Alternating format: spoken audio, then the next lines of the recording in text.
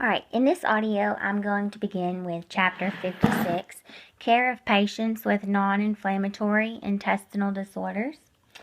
The first disease process that we start off with is irritable bowel syndrome.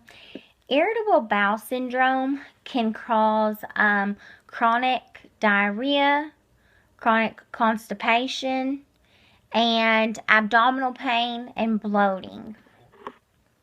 Now, in patients that have irritable bowel syndrome, you're going to see changes in their normal bowel elimination pattern, okay? The way that IBS or irritable bowel syndrome is classified, if the patient suffers from diarrhea, then they have IBS-D. If the patient suffers from constipation, they have IBS-C. If the patient is suffering from an alternating diarrhea and constipation, they have IBS-A. And if there's a mix of diarrhea and constipation, the patient has IBS-M. Now, symptoms of the disease, they usually begin in the early 20s. And when they do, they continue throughout the whole patient's life, okay? So it's unclear on what causes IBS or irritable bowel syndrome, but there's a combination of several different things. Certain things such as caffeine, carbonated beverages, and dairy products can cause irritable bowel syndrome. An overgrowth of bacteria in the bowel.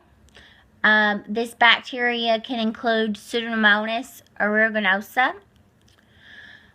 So there's many different causes there, and also there's been an immunologic and a genetic causative factors there as well. Now, in the United States, women are 2 times more likely to have IBS than men are. Typically, the individuals that diagnose irritable bowel syndrome, they relate stress and mental illness, especially anxiety, to irritable bowel syndrome, okay? Irritable bowel syndrome itself can cause anxiety because if the patient suffers from diarrhea, they might, I think your book gives the example of someone suffering from diarrhea and being afraid to leave their home, okay?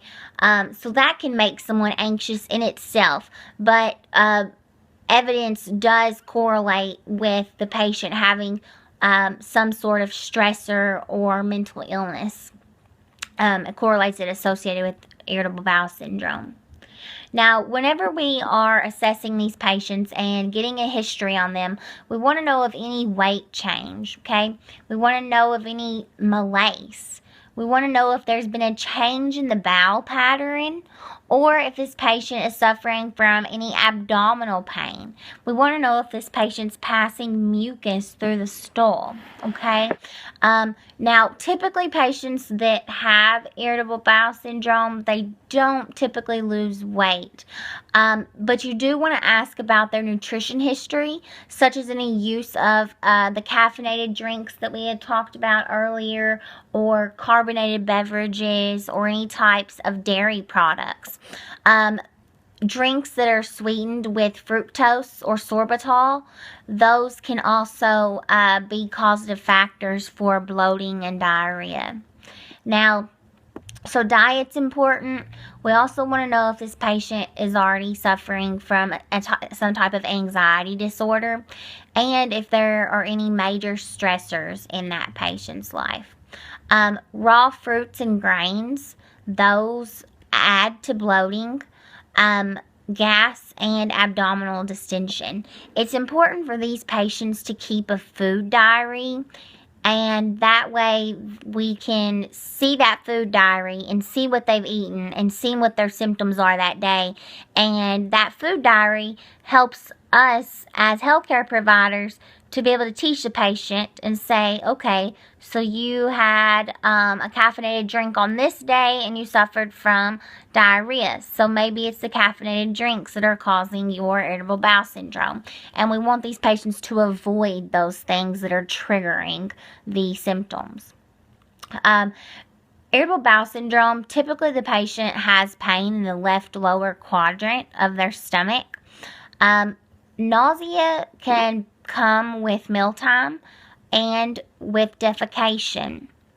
Now, I told you earlier that when we're asking these patients about their any changes in their bowel pattern, and we want to know if there's a passage of mucus, okay? We want to know if there is any mucus present in their stools. And we also want to assess lab values, okay? We're going to want to see a CBC, a SED rate, so an ESR. And we'll also test the stool for occult blood. Now, some physicians ask that a hydrogen breath test be done.